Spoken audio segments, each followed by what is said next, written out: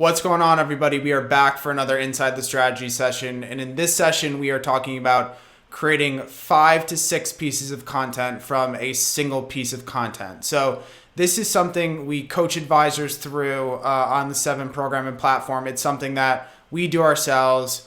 I went into a Twitter thread the other day with someone just about how we, for our business, create content. We also do this for advisors on a regular basis, and how we use one single piece of content to create 7 pieces of content out of it to use for distribution. Because remember, it's not about one piece of content, it's actually how you distribute that piece of content and getting the most juice out of the squeeze that you can get. Because let's be honest, if you're creating original content, it takes a long effing time to do it. So from that standpoint, what we want to do is show you the exact blueprint to be able to create a lot of content out of a single thing that you record or write. So let's get into it. So first things first is that you have to write that pillar piece of content, right? So the reason why we like when advisors or even our business we record content, so say it's a video series or a podcast episode.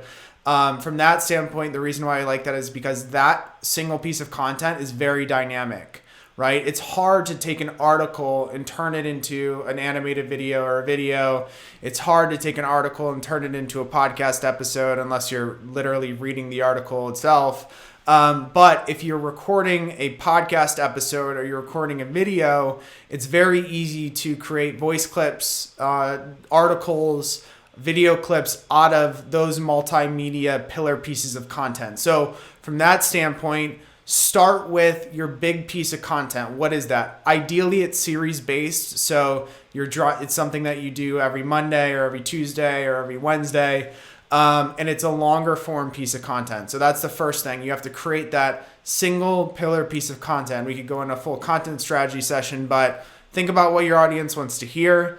Understand what's the cadence at which they want to hear from you on, and then build your content series out with those 2 things in mind. So that could be a content series on a specific topic, a specific theme, the market, something not related to the market, something as it relates to tech or entrepreneurship or whatever it is. Think about what you want that pillar series to be, and that's where you start, is building that pillar piece of content. Once you've built that pillar piece of content, now you get into clipping up that pillar piece of multimedia into shorter form clips. So from this standpoint, 3 tools we love to use, and we use them every single day. Camtasia, which we have every member of the 7 platform actually download as a software if you're doing video. Wave, which is a sweet audio clip software, all cloud-based online. And V.io, which is a great video editor as well as subtitle editor. So once you've actually got your pillar piece of content, what you want to do is you want to listen to that pillar piece of content or watch that pillar piece of content and pick out 3 to 4 blocks of content that you want to create into short form. So that's your long form, you want to create it into short form. So from there, you're going to create multimedia off that single piece of media. So if you have a podcast and you're recording on Zoom, you obviously get the video from that. If you're recording a video series that's a little bit longer, you obviously can clip that down. So from that standpoint, you want to have 1 to 2 minute clips. You don't want your clips to be longer than 2 minutes. The reason why is there are a few reasons. 1, short attention spans. 2-minute videos we've seen play really, really well. The shorter, the better. 2, the 2-minute clip is going to be most applicable to all social platforms. So Twitter, for most profiles, unless you're a bigger brand, you can only have 2 minute and 20-second clips. So from that standpoint, you want to make sure that all your clips are under 2 minutes, unless you're only posting to one channel. So if you're posting to Facebook or LinkedIn, you can have longer clips. You can have, I think, up to 10 minutes on LinkedIn, and on Facebook, you can literally post a video or a movie. But on Twitter, you can only have 2 minutes and 20 seconds. So if you're posting on all channels, focus in on that 2 minutes and 20 seconds or that 2-minute clip. The second is if you're doing a podcast and you have guests on that podcast and you're clipping up these videos, you want to make sure that you have both clips of yourself as well as of you speaking, as well as your guests. The guests are going to be more likely to share the clips of themselves. Obviously, you want to show your expertise, so make sure you're also having clips of yourself. So from that standpoint, if you're clipping up from a podcast or you're clipping up from a video series and you have a guest on and you're clipping up 5 different things, think about how you mix up where you're talking and where the guest is talking. And then that last thing to remember, this is where Veed comes into play, is make sure you have subtitles on all your videos. Most videos actually watched on mute, which you've probably heard. But make sure you have subtitles on videos. And then also, too, make sure you have a border at the top and then a border at the bottom. So from that standpoint, make sure you're giving some context to what you're talking about in the clip so people can really understand as they're scrolling. Add a pop of color, and we'll show you exactly what that looks like. So you'll see here, this is one of the clips from Social. This is an Advisor Lab clip that we did from a couple of weeks ago. Minute 36-second clip, so a pretty short clip.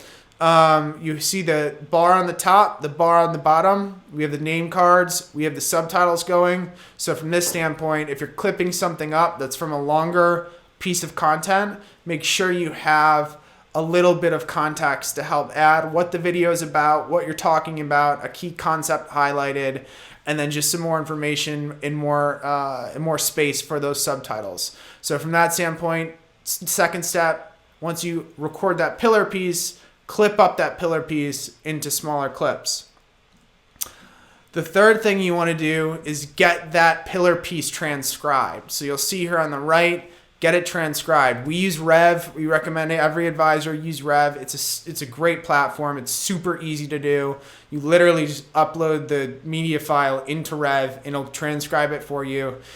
So that's your third step. Your fourth step is to write a blog from the transcript. The great thing about recording multimedia is that a lot, especially if you do a video series, a lot of the content that's there, a lot of the idea generation that's there is in that transcript. So with that transcript, all you now have to do is actually just clean it up, add a little bit of flavor on it, build on the core points that you said, and that blog creation process goes from a few hours to writing a blog to maybe an hour because the core concepts are there and you've already spoken about them.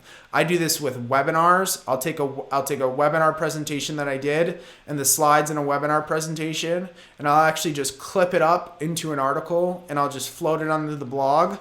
So you can do it with longer webinar presentations. You can do it with videos that you do. So step 3, get that multimedia file transcribed. Step 4, use that multimedia to write a blog. Step 5, create social posts, leveraging Canva, leveraging tools like Canva to create graphics for those social posts. So you'll see 3 examples here from the 7 group. But we have a wave clip, we have a graphic created from Canva, and we have another graphic created from Canva. What the key to building graphics in Canva, if you're going to have someone on your team do it, or you're going to outsource it, or you're going to do it yourself, is that you create templates. So you never have to recreate the wheel from a design standpoint. And then you also leverage the templates that Canva has, and all you do is build them into your brand. So from there, you can create 3 to 4 social posts for that pillar piece of content that you created. So essentially what you want to do is make sure you're distributing that single piece of content using graphics and the video clips that you create, and you're driving back to the pillar piece of content. So in addition to creating those video clips, create 3 to 4 social posts, leveraging templates within Canva. And we have a whole training that's going to come up on how to use Canva specifically for your practice. So that's step 5. And that's the 5 steps. A bonus step is leverage your blog copy for your promotional email. So say you're sending out the piece you just wrote in your newsletter, or you're sending out the piece you just wrote to a set of prospects, right? Because value plays really well in email marketing, and you want to make sure you touch those folks with an email or communication. Use the blog copy that you created for your email.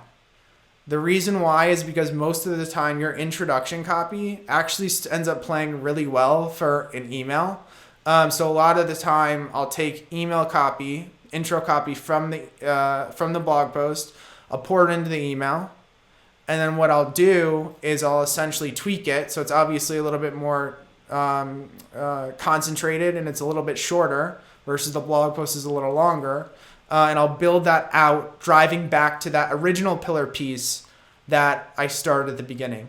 So from that standpoint, essentially you can take anything that you create from a blog standpoint and use it as a lot as inspiration for any email marketing that you're doing if you're sending that piece out to an audience. So that's how we create content, one pillar piece all the way through to probably about 10 pieces.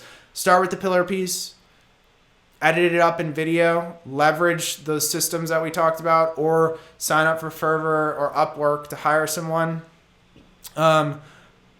Transcribe that media file, write a blog post from that media file, create social graphics, 3 to 4 social graphics, leveraging the content from those different assets that you've already created, and then use any blog that you create to fuel your email marketing.